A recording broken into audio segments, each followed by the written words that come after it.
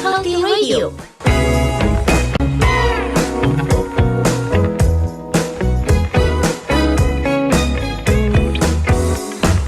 Healthy Radio.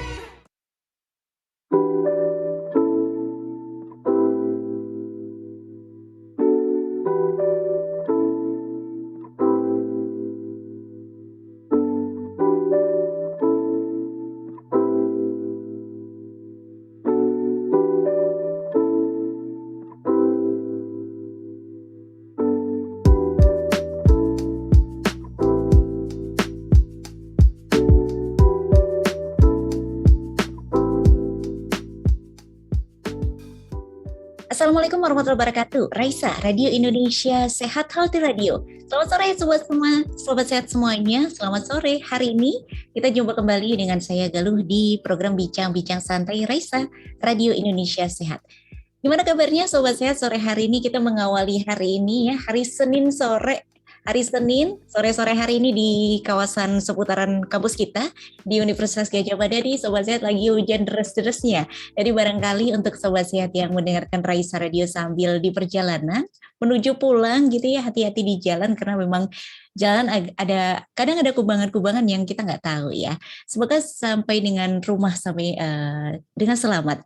Dan juga Sobat Sehat, saya sapa dulu untuk Anda yang sore hari ini sudah mendengarkan kami melalui website kami di radioindonesiasehat.com dan juga halo untuk Sobat Sehat yang sudah bersiap nih menemui kami, berjumpa di program Bincang-Bincang Santai melalui Zoom meeting kami. Senang banget sore hari ini ya, kita menikmati hujan di sore-sore hari ini. Barangkali Anda sambil bersantai-santai, sambil kita menyimak, gak sabar nih tentang topik-topik menarik dari Raisa Radio. Sore hari ini kita sambil menikmati hujan, Anda boleh ngeteh, boleh ngopi, boleh menyiapkan makanan-makanan hangat gitu ya, untuk menghangatkan tubuh kita. Tahukah Anda, Sobat Sehat, ada yang di sini suka ngeteh? Nah, teh ini, Sobat Sehat, ternyata ada penelitian yang menunjukkan bahwa teh ini punya senyawa yang mampu memberikan efek relaksasi. Jadi pas banget nih, sore-sore Sobat Sehat bisa ngeteh atau mungkin pada saat kita banyak pikiran, boleh menggunakan teh ini sebagai sarana untuk kita bisa merilis stres yang menyerang diri kita. Nah, sore hari ini Sobat Sehat kita akan ngobrol, kita akan main-main ke divisi urologi, karena kita akan bicara tentang pentingnya melakukan sirkumsisi. Nah, sirkumsisi itu apa dan bagaimana? Nanti kita akan simak dan tentunya kami akan mengundang Anda, Sobat Sehat, untuk bisa bergabung melalui WhatsApp kami seperti biasa di 0858 8065 5970. Sekali lagi ya Sobat Sehat ya, di 0858 8065 5970 atau nanti bisa dituliskan di kolom chat atau reset saja. Hari ini kami akan ngobrol nih Sobat Sehat selama 1 jam ke depan bersama dengan narasumber dan juga moderator yang telah hadir pada sore hari ini ya. Ada Dr. Prahara Yuri, spesialis urologi konsultan dari Divisi Urologi Departemen Ilmu Bedah FKKMK UGM, dan Dr. Yuri begitu akan ditemani oleh Dr. Narpati Wesa Bikatan, Doctor of Philosophy dari Divisi Urologi Departemen Ilmu Bedah FKKMK UGM. Selamat menyimak sambil santai Sobat Sehat. Kepada Dr. Wesa kami persilahkan. Ya, siap. Terima kasih Mbak Galuh atas perkenalannya. Ya, pada Sobat Sehat, pada sore hari ini kita akan berbincang-bincang ya mengenai pentingnya sirkumsisi. Di sini sudah ada ahlinya, guru saya, izin Dr. Yuri untuk membawakan acara. Oke, Dok, mungkin hari ini kita akan bincang-bincang secara santai saja Dok ya mengenai sirkumsisi. Untuk lebih tepatnya nanti kita akan memberikan mungkin pengetahuan atau juga info-info kepada sobat-sobat sehat semua yang tentunya sedang mungkin bersantai-santai mendengarkan Radio Raisa. Gitu Dok. Baik, Dr. Raisa, ya silakan dimulai. Hari kata Galuh tadi kena hari hujan, jadi kita memang lebih membuat suasana sobat sehat sekalian jadi panas ini, karena pasti kena hujan dingin, jadi kita akan panaskan suasananya. Siap. Ya. Ya, izin Dokter. Mungkin dari pertama mungkin Dok ya. Kita dari tadi selalu berbincang mengenai pentingnya sirkumsisi seperti itu Dok. Mungkin tapi dari awal dulu Dok, mungkin apa itu sirkumsisi Dok? Oke, kalau kita lihat kalau bahasa awamnya sirkumsisi itu sama dengan sunat ya, dan sunat itu lebih cenderung ke laki-laki. Uh, uh, dan apa itu sunat atau sirkumsisi? Itu membuang kulup pada penis atau kulit yang di depan itu. Seperti itu kalau untuk bahasa awamnya. Kalau bahasa medisnya ya sirkumsisi karena memotongnya circle, melingkar, scission, membuang. Jadi membuang kulitnya itu secara melingkar. Seperti itu Dokter Wesa. Siap, Dokter Yuri. Jadi kalau mungkin sebetulnya kalau di Indonesia sendiri mungkin ini ya, Dok, ya, sebagai suatu hal yang sudah sangat familiar mungkin, Dok, ya, karena tentunya kita tahu bahwa umat agama Islam untuk Muslim itu selalu melakukan sunat, Dok, ya. Itu kan sebagai kebutuhan dari agama juga, Dok. Jadi tentunya Iya, sudah. kalau kita bicara itu berarti kan Dokter Wesa membicarakan soal indikasinya ya. Memang kalau beberapa budaya bukan hanya agama tapi budaya juga itu memang ada ini harus disirkumsisi atau disunat. Nah, kalau memang di Islam sendiri itu untuk laki-laki itu adalah sunnah. Sunnah untuk dilakukan sirkumsisi. Tapi untuk agama lain ataupun kepercayaan lain seperti di Israel itu juga mereka newborn circumcision kalau di kepercayaan mereka. Nah, kalau di kepercayaan yang lain itu memang tidak dianjurkan sirkumsisi.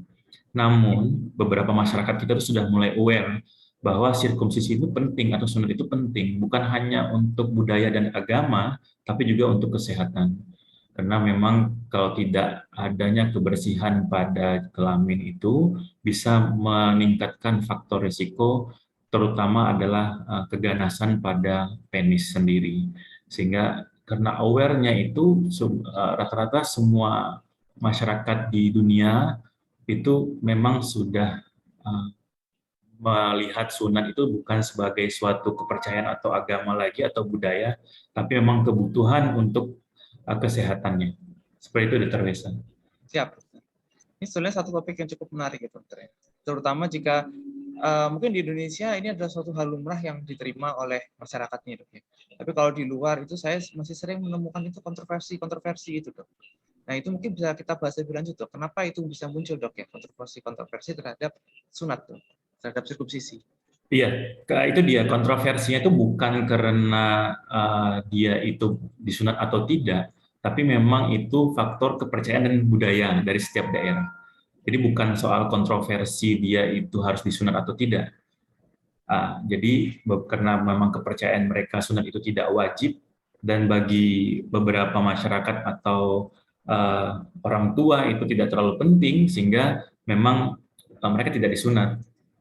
Tapi dengan setelah ada kesadaran masyarakat, baik masyarakat Indonesia maupun masyarakat luar, itu bahwa pentingnya sirkumsisi itu bukan hanya untuk kepercayaan dan budaya, sehingga lebih sering kalau di luar negeri itu sunat pada dewasa, adult circumcision seperti itu.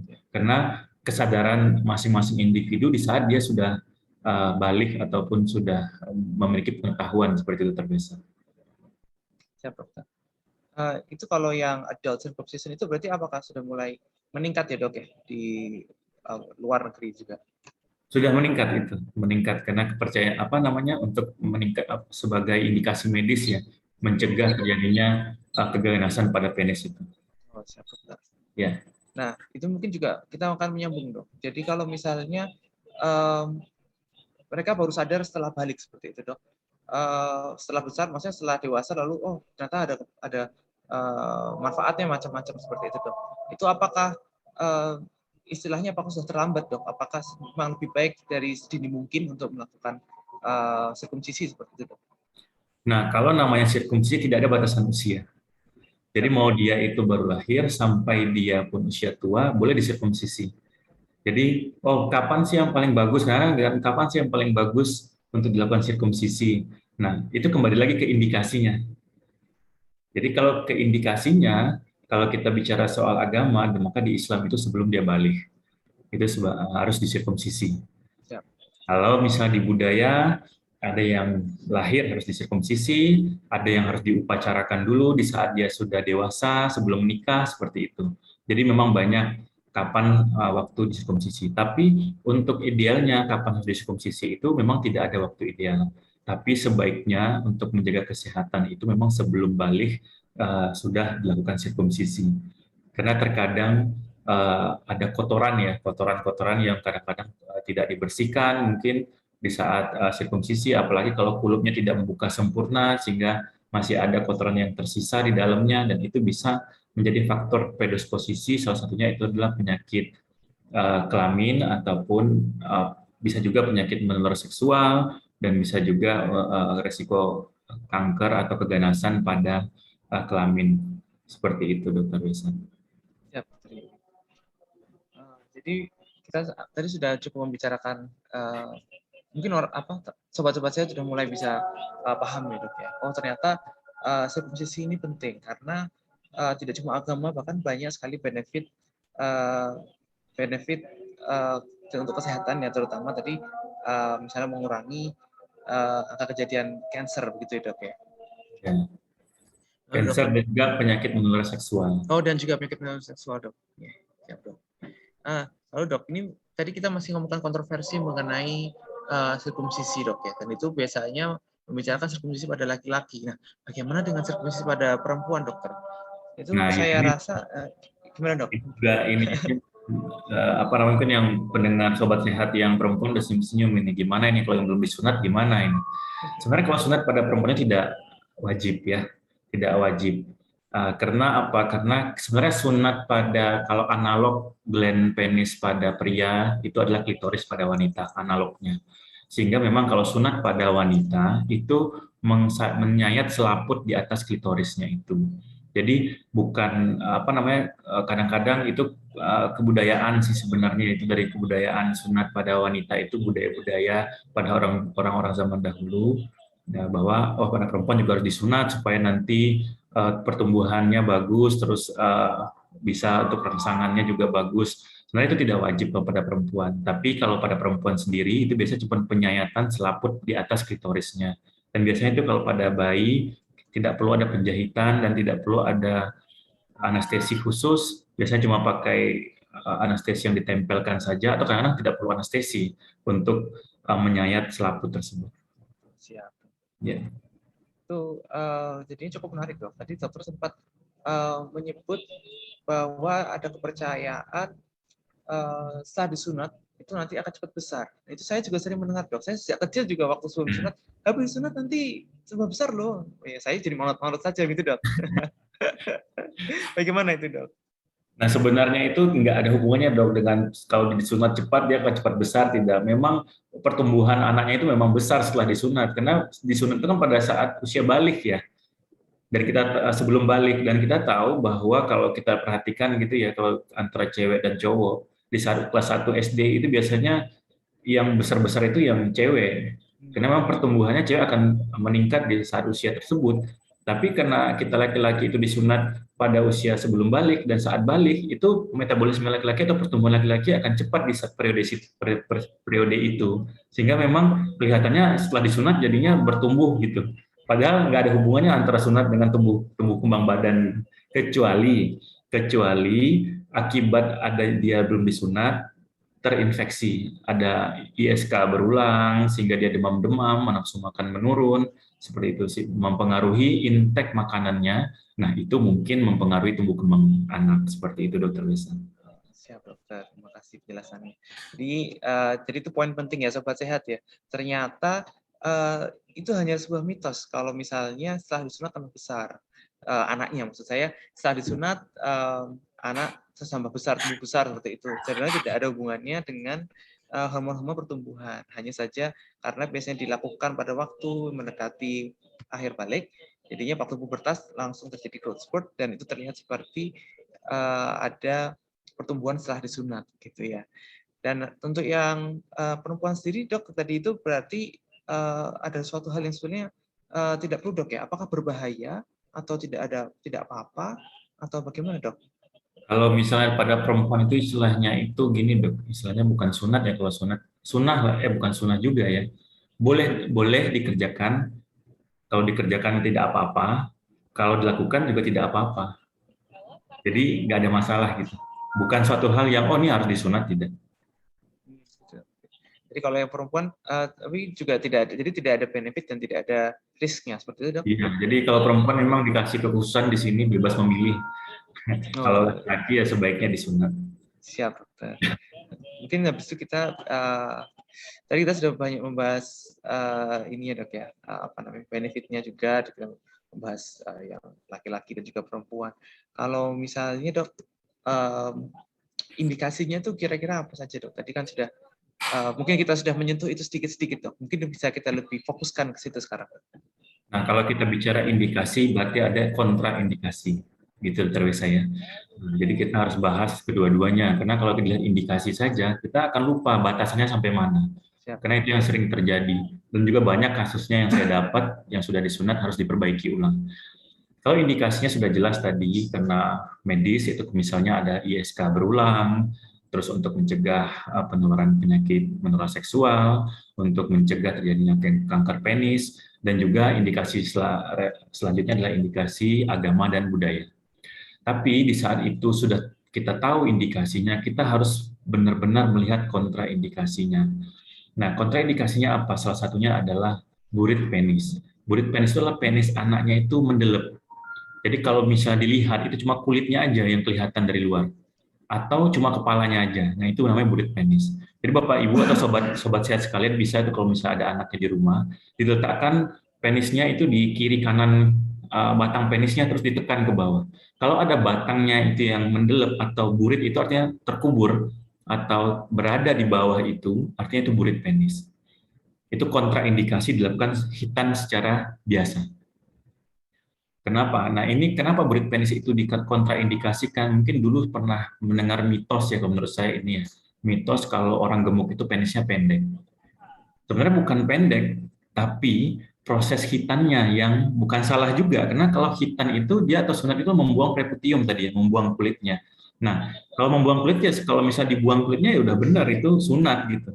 Tapi apakah panjangnya itu proporsional ya, secara estetik itu dia cukup baik? Nah, itu kadang-kadang penilaian itu yang harus dilakukan. Karena untuk mendiagnosis burit sendiri pun itu bervariasi antara setiap dokter dan ahlinya. Jadi kalau Bapak sobat sehat sekalian itu diletakkan di antara penisnya kiri kanan, ditekan ke bawah. Itu masih ada nggak batang penisnya yang ketinggalan di dalamnya itu. Nah, kalau masih ada itu burit. Jadi kalau misalnya, "Dok, kok penis anak saya jadi pendek setelah disunat?" Nah, itu dia. Pertanyaannya nanti akan ke situ. Nah, kalau harus diperbaiki akan lebih sulit perbaikinya karena harus menambah kulit lain untuk menutupi bagian penis yang sudah terbuang dari kulitnya. Yang kedua adalah kelainan lubang kencing. Jadi kalau lubang kencingnya tidak di ujung, baik itu di bawah ataupun di atas dari penis tersebut, itu jangan disunat.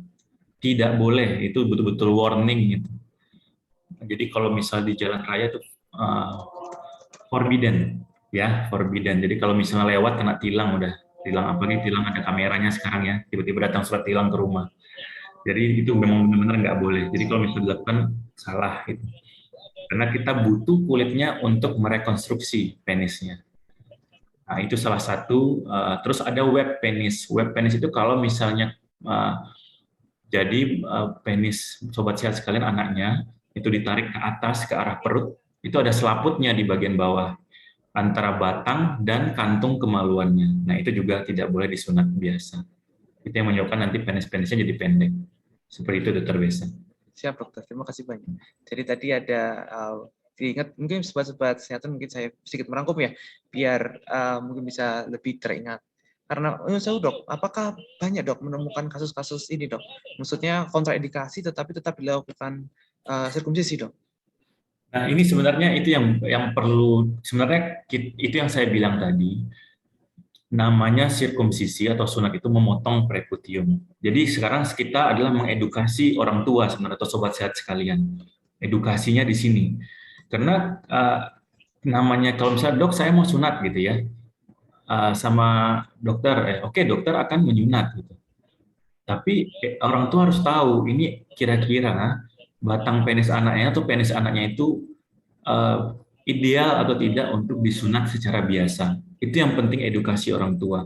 Karena tadi itu karena memang sunat itu tidak ada misalnya kalau misalnya kayak terutama pada yang burik ya. Karena itu memang subjektif ya.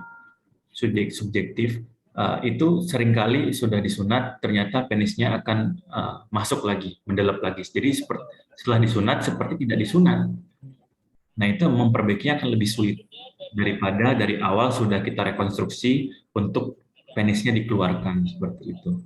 Nah, kalau untuk hipospadia maupun epispadia atau lubang kencing yang tidak normal tadi, saya rasa itu tidak pernah ada yang disunat, jarang kalau itu yang disunat, tapi yang sering daerah abu-abunya di burit penis.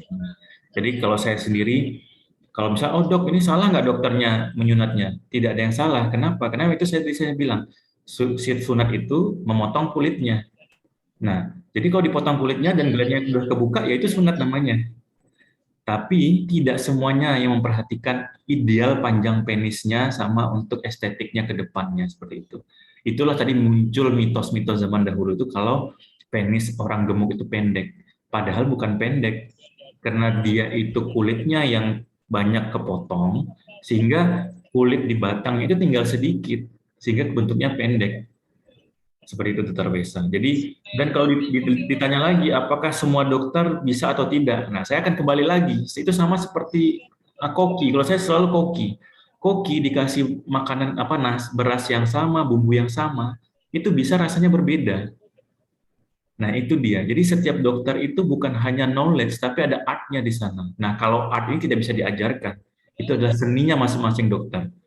Tapi kalau knowledge, semuanya sama. Saya rasa semua dokter sama untuk knowledge-nya. Tapi kalau art, itu yang berbeda. Sehingga itu tadilah, maka koki tadi dikasih bumbu yang sama dan bahan yang sama, kenapa sih rasanya bisa berbeda?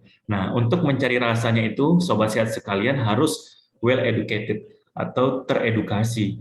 Kira-kira nih dokter yang mana nih yang kira-kira kompeten atau kompatibel untuk sunat anak saya. Nah, kayak gitu, Dokter Wesa. Iya. Nuhun sewu Dokter Yuri, ini ternyata sudah ada beberapa pertanyaan dari Sobat Sehat. Mungkin bisa langsung kita sapa ya, Dok ya. Pertama ada dari Ilham Akbar. Selamat sore Dokter Yuri, izin menyimak dan bertanya. Bagaimana dan apa pengaruhnya bila tidak disunat? Apakah ada kasus DRS yang sampai parah gitu dok? Trims dok. Oke. Mohon dijawab. Oke. Nah, kita kalau misalnya itu kan kalau misal tidak disunat parah nggak gitu. Kalau parah nggak ada, Dok. Parahnya karena fungsinya akan normal-normal saja, fungsi untuk berkemih dia akan normal, fungsi untuk reproduksi dia akan normal, tidak ada masalah di sana. Cuma permasalahannya itu adalah indikasi medis. Faktor resiko kanker penis itu adalah pasien-pasien yang tidak disunat. Sehingga timbullah indikasi untuk mencegah kanker penis, sebaiknya disunat. Itu yang pertama. Kedua, pada anak-anak yang fimosis atau kulitnya tidak membuka sempurna sehingga kotorannya banyak di dalam, ataupun dia sampai dewasa, dia sering ISK berulang. Sehingga timbullah indikasi untuk mencegah ISK berulang. Dan pada pasien-pasien juga yang untuk penyakit-penyakit menular seksual juga tinggi pada pasien-pasien yang tidak disunat, sehingga indikasinya untuk mengurangi risiko penyakit menular seksual. Jadi indikasinya itu akan muncul setelah ada penyebabnya kalau dalam indikasi medis. Dan juga yang tadi adalah budaya dan agama. Kalau itu kan hal yang tidak bisa dilanggar. Jadi kalau misalnya Muslim sampai dewasa tidak disunat, kayaknya saya tidak ada menemukan itu karena sudah sunahnya seperti sebelum balik dia disunat. Jadi kalau misalnya seorang Muslim sudah dia balik, pasti sudah disunat 100%. Seperti itu Dr. Wes. Jadi kalau misalnya ditanya bahaya atau tidak ada bahayanya. Lagi kebersihannya dijaga, nggak ada bahaya. Fungsi berkemih dan fungsi reproduksinya akan normal seperti biasa. Ya. Dokter, tadi saya sempat terdengar dokter menyebut fimosis dok. Mungkin itu bisa lebih dijelaskan dok ke sobat-sobat sehat. Nah, kalau dilihat fimosis itu adalah kalau kita kalau misalnya alat kelamin sobat sehat semua anaknya ya, anaknya itu ditekan ke bawah kulitnya atau diretraksi, ditarik ke bawah, batangnya tetap ke atas, itu kita lihat itu bisa kelihatan kepalanya semua atau tidak. Jadi ada 5 gradingnya, eh, ada beberapa grading di sini. Nah, kalau misalnya untuk secara knowledge kita melihat anak sobat sehat sekalian, kita lihat aja ditarik kulit penisnya ke bawah ke arah pangkal penisnya. Nah, itu kira-kira kepalanya kebuka semua atau tidak? Kalau kebuka semua berarti tidak ada fimosis. Terus kita lihat lagi adalah lubang kencingnya. Lubang kencingnya kelihatan atau tidak? Kalau misalnya tidak kelihatan lubang kencingnya, berarti fimosis yang derajat berat. Nah, kalau seandainya dia itu ketarik tapi tidak sempurna, itu sedang-sedang. Jadi ada 1-5 yang derajat fimosis itu. Nah, kenapa fimosis ini akan disirkumsisi? Biasanya timbul gejala lanjutan, itu adalah ISK berulang atau nyeri saat kencing atau tidak lampias saat kencing, sehingga faktor keluhan tersebut yang mengindikasikan kita untuk dilakukan sunat. Seperti itu, Dr. Besa. Ya, dokter. Lebih jelas lagi, dok ya, untuk sobat-sobat sehat semua. Lalu mungkin kita menyapa satu lagi, dok ya. Berikut ada dari Kuswahyudiati. Ini menanyakan tentang female circumcision tadi, dok. Dok, bedanya apa efeknya perempuan yang sunat dan tidak? Terima kasih, dok. Semoga sehat selalu. Ya, terima kasih. Tadi Mbak siapa namanya? Tadi saya juga lupa. Yang bertanya, dok. Mbak Kuswah ya? Kuswahyudiati, dok. Oh ya, Kuswahyudiati, Mbak Kuswah. Ya, tadi itu saya sampaikan. Jadi kalau untuk perempuan memang dikasih privilege di sini. Jadi istilahnya kalau di ininya itu VVIP akses lah istilahnya. Boleh memilih kalau perempuan. Jadi tidak ada efek apapun. Baik efek yang lain tidak ada. Jadi hanya boleh disunat, boleh tidak. Kalau mau disunat ya nggak apa-apa, kalau nggak disunat juga nggak ada masalah. Ya, sudah terbiasa. Lalu ini ada pertanyaan yang juga nanti dari sobat sehat ini, dok. Nah, tapi pertanyaan ini nanti juga akan kita jabarkan lebih lanjut, dok, karena cukup menarik ini mungkin. Jadi ini adalah pertanyaan dari Utami Dewi, dok. Dok, ponakan saya sakit pas masih balita, lalu dokter menyarankan untuk sunat. Padahal umumnya sunat itu usia SD. Apakah itu akan berefek pada pertumbuhan ke depannya? Terima kasih, dok. Ya. Nah, terima kasih sobat sehat dari Raisa. Nah, yang namanya Raisa. Jadi kalau kayaknya presenter dari Radio Raisa ini bisa nyanyi semua ini karena suaranya bagus saya lihat. Jadi kalau kita lihat tadi saya sampaikan tidak ada batasan usia untuk sunat itu. Jadi mau disunat di usia berapapun tidak akan mempengaruhi pertumbuhan atau apa. Karena pertumbuhan dari alat kelamin itu banyak faktor-faktor yang mempengaruhinya ya. Salah satunya bisa hormon, bisa untuk mempengaruhi perkembangan alat kelamin tersebut. Tapi kalau misalnya sunat dia cepat atau lambat tidak akan mempengaruhi perkembangan alat kelamin. Seperti itu biasa. Jadi nggak ada masalah mau bisa disunat usia 2 tahun, 3 tahun, 4 tahun, 5 tahun, SD. Kalau misalnya dia muslim nggak mungkin sampai SMP karena pasti udah lewat masa baliknya. Siap. Kalau untuk dokter berarti usia paling ideal itu usia berapa, dok, untuk dilakukan sirkumsisi, dok? Kalau usia paling ideal tidak ada, Dokter Wesa. Jadi ideal usia yang ideal untuk sirkumsisi tidak ada. Tapi yang harus dilihat adalah penisnya ideal nggak untuk disunat. Itu dia. Nah, bukan usia yang ideal, tapi penisnya ideal nggak untuk disunat. Kalau dok, saya boleh nggak sunat di saat lahir? Boleh. Tapi dilihat, penis anak kita, anak sobat sehat sekalian, sudah keluar belum batangnya di saat bayi itu. Karena kalau bayi kan kadang-kadang cuma kulitnya aja yang keluar. Nah, kalau itu namanya kasusnya burit penis, maka usia baik untuk ditunggu sampai 3 tahun. Jadi kalau 3 tahun, dia itu belum keluar batang penisnya, kita sudah boleh melakukan rekonstruksi barit penis. Tapi lain lagi ceritanya kalau ada indikasi medis dengan dia burit penis dan fimosis di usia berapapun, dia sudah ISK berulang, sering demam anaknya, mempengaruhi pertumbuhan, nah di saat itu juga kita harus melakukan rekonstruksi. Jadi seperti itu dokter Besa. Jadi bukan usianya, ini sekali lagi ada sobat sehat sekalian ya, bukan usianya yang dijadikan patokan untuk sirkumsisi atau sunat tersebut, tapi penisnya atau kelaminnya itu sudah ideal belum untuk dilakukan sunat. Siap, dokter. Kalau tadi batasan tadi yang untuk barit penis dilakukan rekonstruksi itu tiga tahun itu memang dari jurnal. Jadi beberapa jurnal itu menyarankan usia 3 tahun. Seperti itu dokter Besa. Siap, dokter. Jadi tidak ada waktu yang benar-benar ideal, dok ya. Untuk yang penting adalah apakah penisnya siap atau tidak. Jadi kalaupun nanti ada yang ingin, misalnya tadi kalau ada yang ingin setelah lahir langsung disunat gitu, kalau penisnya cukup juga tidak apa-apa, dok ya berarti. Iya, kalau penisnya batangnya sudah keluar, nggak apa-apa. Tapi juga bukan hanya penisnya yang siap, kadang-kadang juga omanya siap atau enggak, kan orang tuanya siap atau tidak. Karena kadang-kadang omanya juga, oh jangan kasihan cucu saya gitu loh. Jadi semuanya harus siap. Kadang-kadang menentukan sunat atau tidaknya omanya biasanya. Omanya. Iya. Karena Siap, bukan betul. orang tuanya.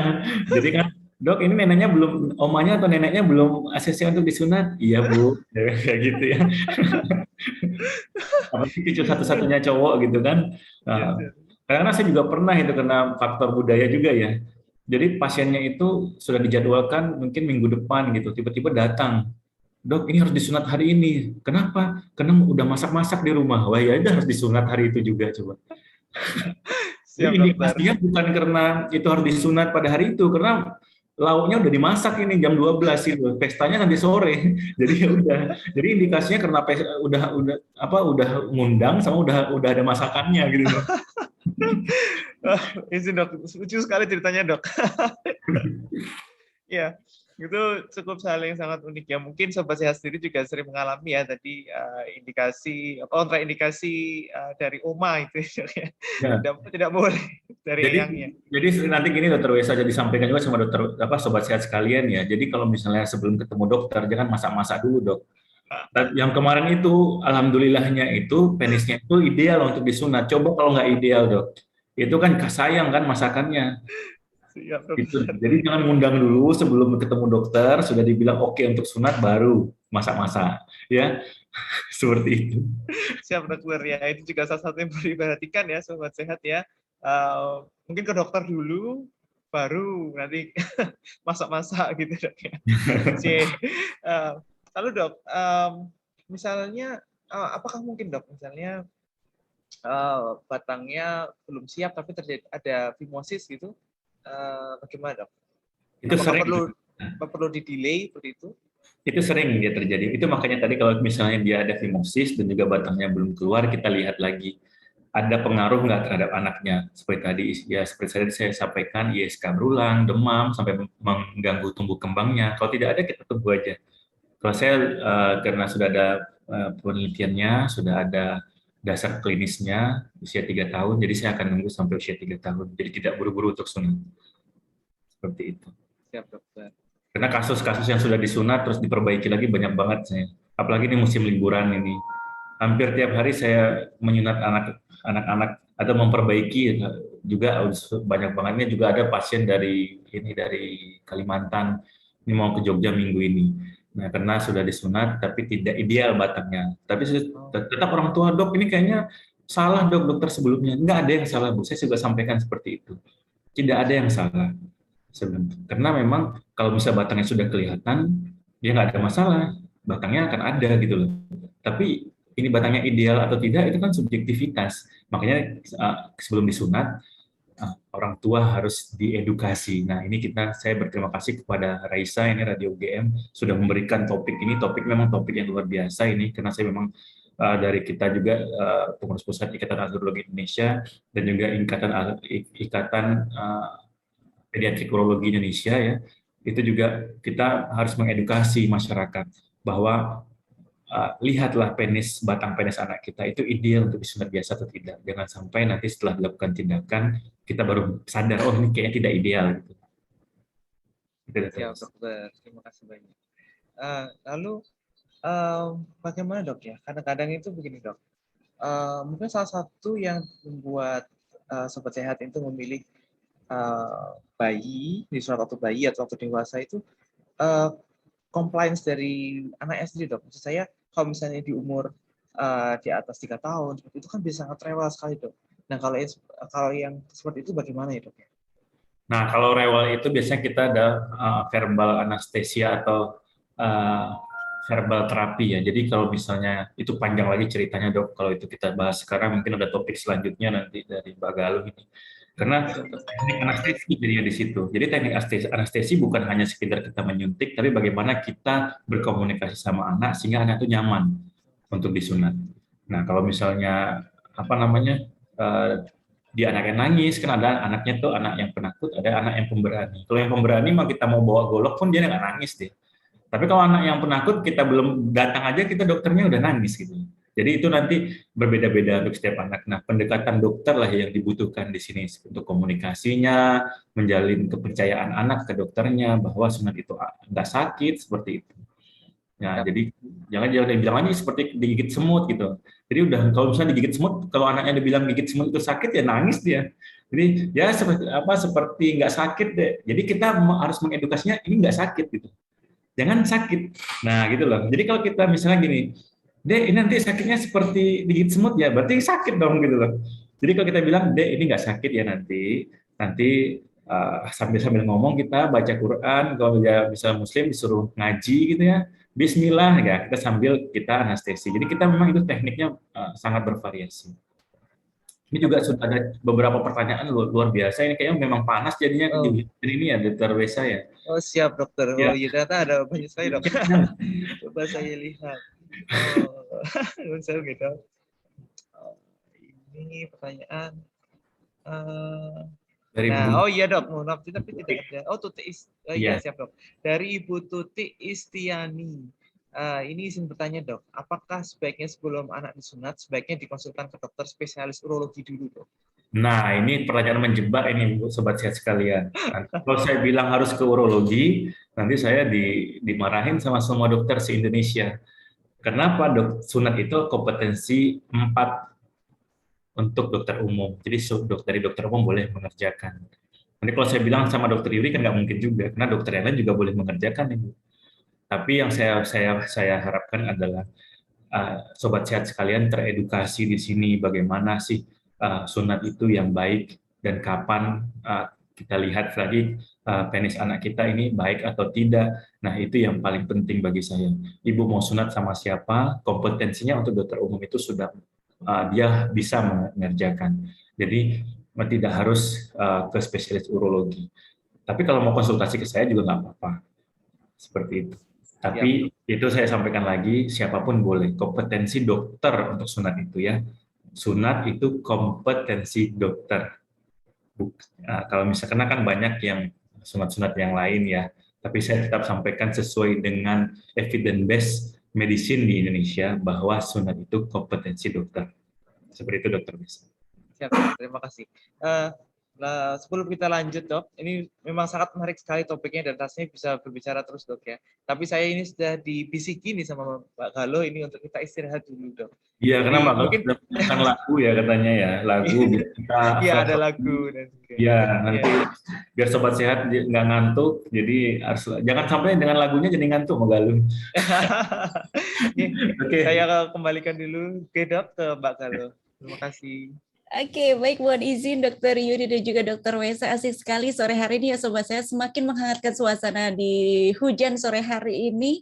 Ternyata kalau mau mengajak anak untuk sunat itu ada step-stepnya ya. Jadi konsultasi dulu, tidak langsung sunat, apalagi udah bikin hajatan dulu gitu ya. Tapi obrolan sore hari ini kita tahan dulu sejenak sobat sehat, kita akan kembali setelah satu lagu ini dari Melik and the Essential akan menemani kita di sore hari ini. Pas banget hujan-hujan sampai dengerin dan tetap menyatu bersama dengan kami di Raisa Radio Indonesia Sehat.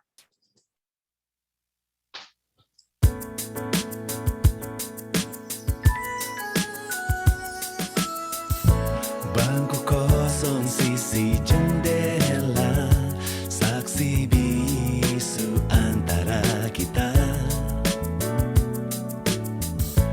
Saat waktu luangkan kita lupakannya, terbawa cerita,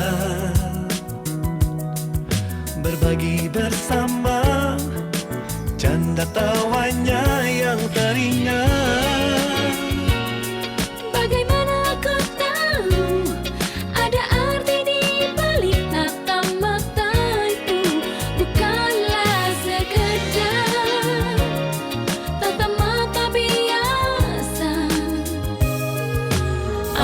cerita ini bisa jadi berbeda.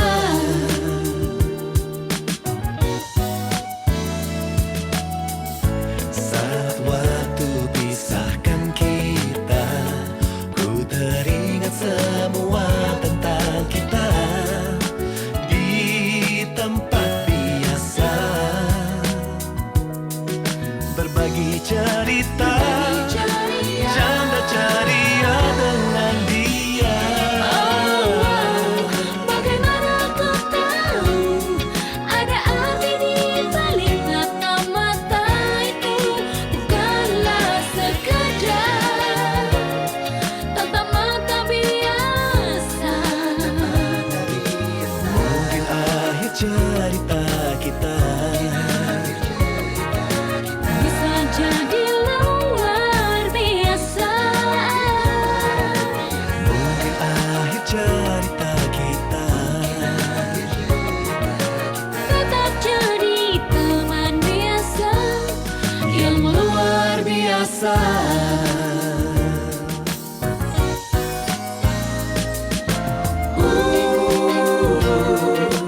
Di sini kita bercerita, cerita yang membawa rasa, rasa yang bisa jadi nyata, bisa jadi luar biasa.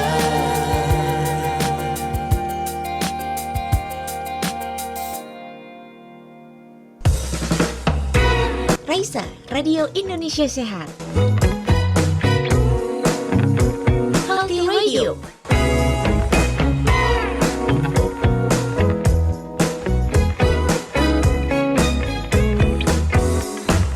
Healthy Radio.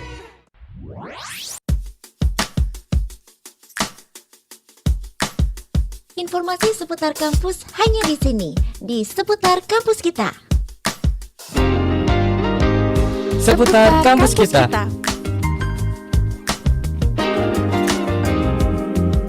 Halo Sobat Sehat, sudahkah Anda berolahraga hari ini? Seperti yang Sobat Sehat ketahui, ada banyak sekali jenis olahraga yang bisa dilakukan saat ini. Salah satunya adalah bersepeda. Tenang saja Sobat Sehat, tak perlu memiliki sepeda untuk melakukan olahraga tersebut. Karena UGM menyediakan fasilitas sepeda kampus yang bisa diakses oleh Sivitas UGM. Dengan sepeda ini, selain bisa meningkatkan kesehatan, Sobat Sehat juga memiliki kemudahan untuk berpindah tempat di area kampus kita dengan nyaman. Sepeda kampus merupakan salah satu perwujudan aksi Zero Carbon Emission yang telah disediakan dari tahun 2011. Sobat Sehat dapat meminjam sepeda sehat dari 13 stasiun yang tersebar di kawasan UGM, seperti di stasiun sepeda kampus klaster kesehatan. Sobat Sehat dapat meminjam sepeda kampus setiap hari Senin sampai dengan hari Kamis pada pukul 6 pagi sampai dengan pukul 6 sore dan pukul 6 pagi sampai dengan pukul 5 sore pada hari Jumat. Untuk meminjam sepeda kampus ini, Sobat Sehat bisa datang ke stasiun sepeda yang dituju lalu menunjukkan kartu identitas kepada petugas. Sobat Sehat kemudian akan mendapatkan nomor ID sepeda dan sepeda telah siap untuk digunakan. Informasi lebih lanjut mengenai sepeda kampus, Sobat Sehat dapat mengunjungi website di sepedakampus.ugm.ac.id. Ayo bersepeda! Raisa, Radio Indonesia Sehat. Healthy Radio.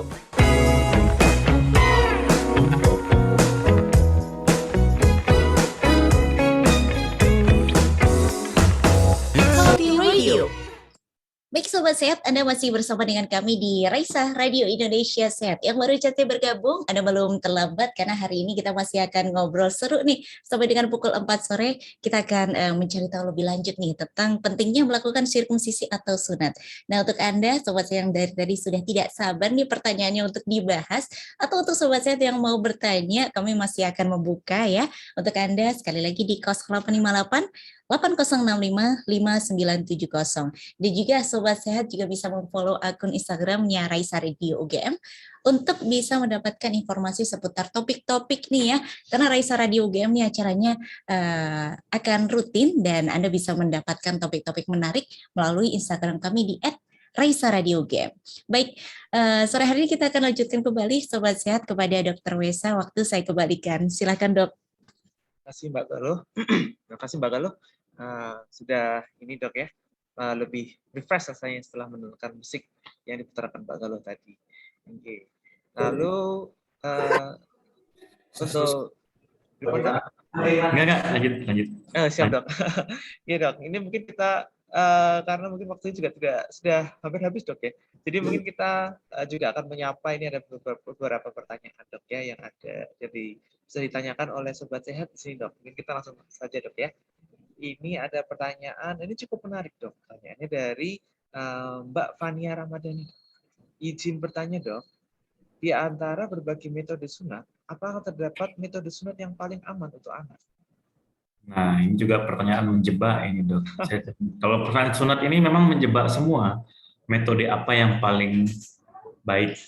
Metode paling baik adalah metode yang paling dikuasai dokternya. Nah, itu. Karena banyak banget metodenya itu. Nah, karena saya tadi kan saya umpamakan dengan koki, ini saya kembali ke koki lagi. Jadi kalau koki itu masak, ada yang kalau nasi goreng tadi ya kita bahasnya ya. Karena kalau misalnya hujan-hujan ini nasi goreng enaknya atau mie rebus lah ya, mie rebus. Ada kalau mie rebus itu mie-nya, telurnya dulu dimasukin baru mie-nya. Ada mie-nya dulu yang dimasukin baru telurnya. Sama kayak di sunat seperti itu juga. Ada yang pakai jarum suntik biusnya, ada yang free needle anestesia. Ya. Jadi nggak ada jarumnya. Terus kemudian ada yang pakai gunting, ada yang pakai klem. Nah, ada yang klemnya itu banyak macamnya itu. Ada yang smart, ada yang tidak smart, saya nggak tahu juga ya. Tapi semuanya itu merupakan metode dan pengembangan bagaimana cara membuang kulit preputium itu. Boleh atau tidak, itu boleh dilakukan. Tidak ada yang tidak boleh. Tapi setiap metode itu ada kelemahan dan kekurangannya masing-masing. Kelemahan dan kelebihannya ya. Kadang-kadang jangan sampai sobat saya sekalian itu, wah ini kalau sunat kayak gini bisa langsung lari gitu ya. Iya, kadang-kadang kayak gitu kan, jualannya kayak gitu tuh. Bisa langsung lari, bisa langsung aktivitas gitu, bisa langsung berkuda, bisa langsung bersepeda gitu ya. Jadi terlalu banyak itunya marketingnya itu. Tapi ya itu kembali lagi saya sampaikan, metode sunat yang paling baik adalah metode yang paling dikuasai oleh dokternya. Nah, kalau ditanya sama saya kan, Dokter Yuri bisa semua metode, saya bisa semua metode, tapi saya lebih menganjurkan pakai gunting. Kenapa? Pakai gunting itu bisa lebih presisi. Nah, nanti kan bilang kalau pakai gunting Dok nanti berdarah-darah gini banyak darahnya, susah lama perawatannya. Nah, itu juga tergantung lagi siapa yang masak tadi gitu loh. Nah, kalau ditanya saya, kalau saya pakai gunting besoknya bisa lari nggak? Ya bisa juga, nggak ada masalah. Karena besoknya juga udah bisa aktivitas biasa, nggak perlu harus bed rest, harus gini, harus pakai perban. Karena itu adalah perkembangan metode. Jadi dengan peningkatan ilmu pengetahuan, jadi dan juga kita lebih memperhatikan anatomi di saat kita melakukan sirkumsisi itu, semua hal-hal faktor resiko dan kemungkinan komplikasi yang akan terjadi itu bisa kita kurangi atau kita reduksi kemungkinannya. Jadi tidak ada yang lebih superior metode manapun dari yang lain. Tapi kenapa gunting itu yang dijadikan suatu patokan, pakai gunting lebih aman, dan metodenya adalah metode sirkumsisi. Dan itu juga yang diajarkan ke dokter-dokter umum sekalian untuk kompetensinya. Kenapa itu metode yang paling aman untuk sirkumsisi tersebut. Jadi metode pakai gunting dengan sirkumsisi. Sekarang juga ada lagi alat potongnya bisa pakai wire gitu ya. Kadang-kadang orang bilang pakai laser ya. Itu bukan laser. Itu karena kawat yang dipanasin. Jadi kalau pakai laser untuk sirkumsisi ya, kalau yang betul-betul laser untuk cutting jaringan ya, biasanya dokter kulit yang makainya itu terlalu berlebihan juga untuk sirkumsisi pakai sinar laser gitu, untuk hanya memotong kulit. Terlalu over lah seperti itu. Dan tidak terlalu banyak efektivitasnya. Jadi apa namanya, biayanya mahal, tapi hasilnya sama saja. Jadi costingnya terlalu berlebihan kalau menurut saya kalau untuk pakai laser. Tapi kalau laser-laser yang selalu dibilang itu adalah kawat pembara itu, dan itu juga harus hati-hati untuk penggunaannya.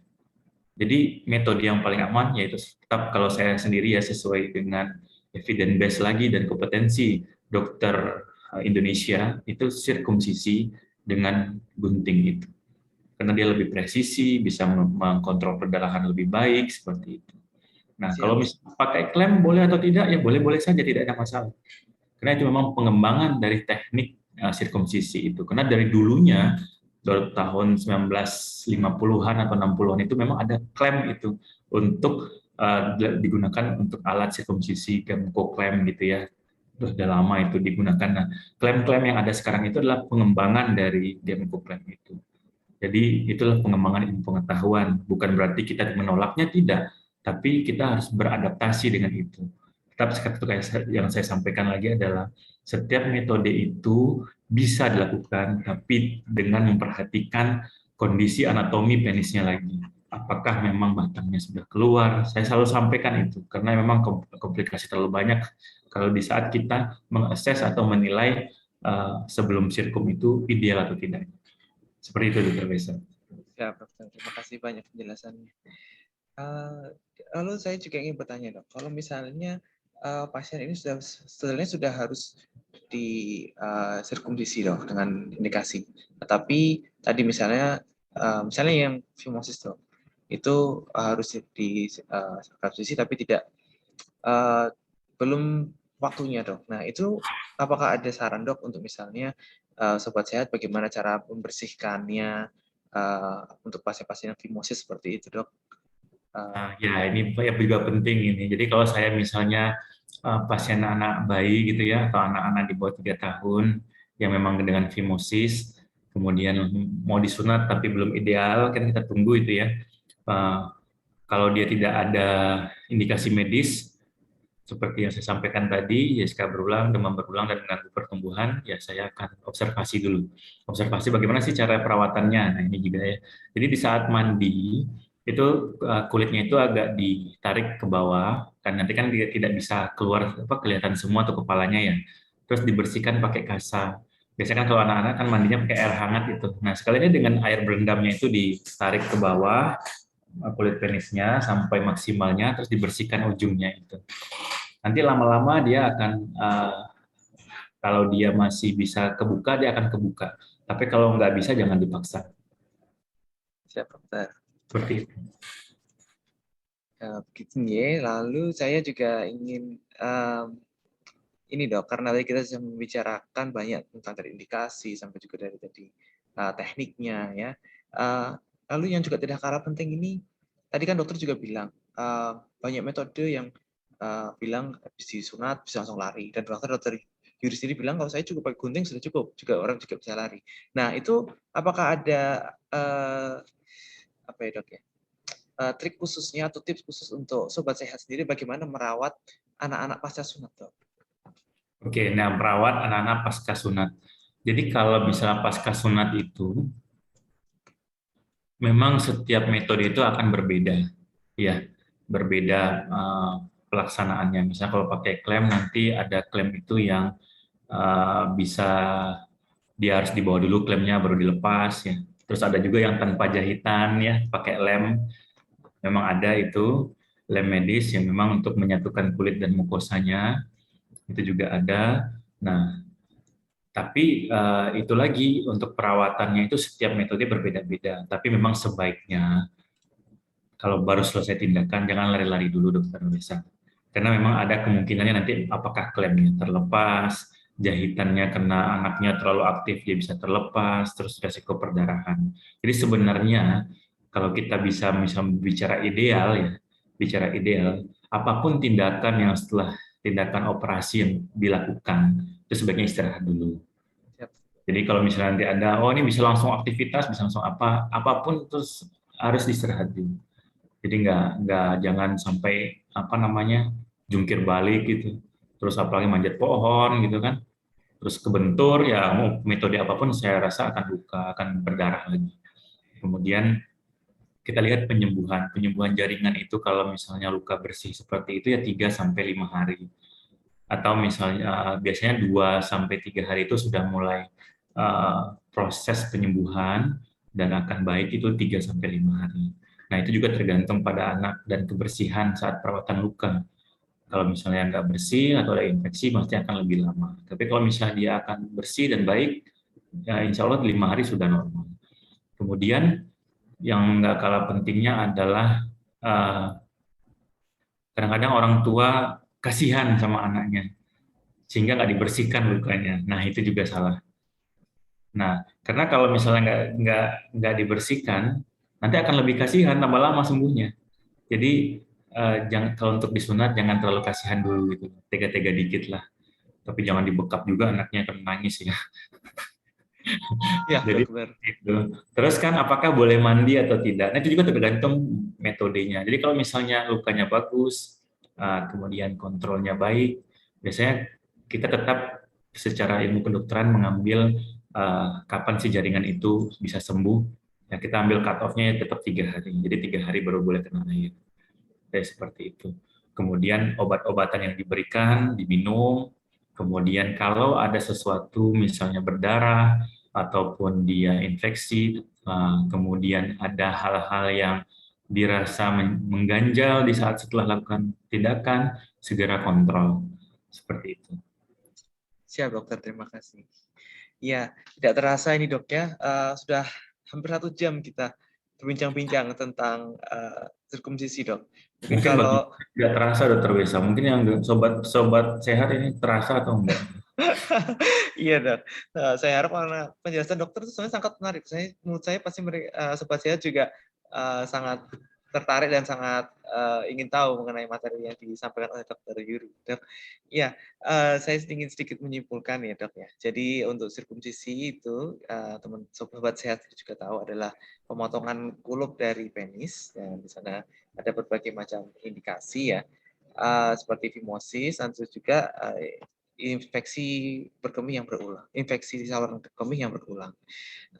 Lalu juga ini ya dok ya, apa namanya, tidak ada waktu yang benar-benar ideal, karena bisa waktu kapan saja, asal yang penting adalah penisnya sudah siap untuk dilakukan sirkumsisi. Nah, ini nanti bisa memilih apakah ingin datang ke dokter umum, juga bisa boleh karena ada dokter umum, dan tahu juga ke urologi, ke spesialis urologi juga bisa. Mungkin begitu dari saya.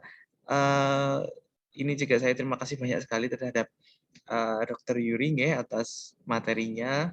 Ini guru saya yang luar biasa. Saya ingin banyak belajar lagi dok dengan dokter. Harapannya juga kita mungkin bisa ada waktu lagi dok untuk berbincang-bincang seperti ini. Mungkin bisa di Raisa Radio atau yang lain dok nanti untuk acara. Ya. Tadi mungkin ada dokter tadi ada yang dengan verbal tadi itu sepertinya menarik juga dok ya. Nanti jangan dibilang menarik, nanti kita diundang Mbak Galuh lagi nanti. Mungkin dokter ada yang mau disampaikan dok? Nah, saya ada quote ya. Biasanya kalau untuk sirkumsisi ada quote terakhir saya. Siap dok. Jadi sobat sehat sekalian, jadi saya mau hanya menyampaikan bahwa sunat atau sirkumsisi itu tidak hanya untuk membuang kulup. Itu saya sampaikan sekali, tidak hanya untuk membuang kulup karena indikasi apapun itu, tapi tetap diperhatikan, tetap kita meningkatkan pengetahuan kita di sana. Kira-kira ini fungsinya atau panjangnya sudah ideal atau belum, sehingga secara bentuk dan estetiknya setelah disunat itu memberikan hasil yang baik. Jadi bukan hanya sekedar membuang kulupnya sudah disunat. Seperti itu Dokter Wesa. Siap dokter, terima kasih banyak. Ya mungkin demikian juga dari saya, akan segera saya kembalikan ke Mbak Galuh. Terima kasih Mbak Galuh. Monggo silahkan Mbak. Oke, baik. Terima kasih banyak Dokter Yuri dan juga Dokter Wesa atas ilmunya sore hari ini ya Sobat Sehat. Banyak ilmu yang kita dapatkan sore hari ini, terutama tadi ya pesan dari Dokter Yuri dan juga Dokter Wesa bahwasanya kita memandang sunat tidak lagi yang sederhana, karena sebelum sunat ada hal-hal yang perlu kita perhatikan dan kita harus mencari tahu lebih banyak ilmu-ilmu tentang hal itu. Dan juga jangan ragu-ragu ya gitu ya dok ya untuk berkomunikasi dengan dokter untuk menanyakan kondisinya seperti apa gitu ya dok ya. Ya boleh Mbak Galuh. Terima kasih banyak.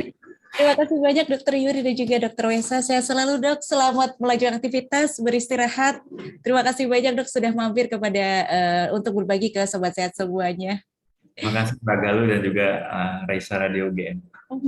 Baik, demikian Sobat Sehat untuk Anda yang baru saja bergabung atau mungkin pertanyaannya mohon maaf nih untuk Sobat Sehat yang baru saja bergabung dan pertanyaannya belum sempat terjawab. Jadi semoga ini tidak menjadikan Anda untuk bosan gitu ya untuk bisa menyimak acara kami karena besok pagi kita juga akan hadir lagi dengan topik yang lain Sobat Sehat tentang bagaimana manfaat dari donor darah. Nah, jam 8 pagi jangan lupa di Raisa Radio Indonesia Sehat. Saya Galuh beserta dengan tim mohon pamit undur diri. Selamat beristirahat Sobat Sehat. Jangan lupa hati-hati di jalan karena jalanan becek. Kita jumpa lagi besok pagi. Saya Galuh, mohon pamit undur diri. Wassalamualaikum warahmatullahi wabarakatuh.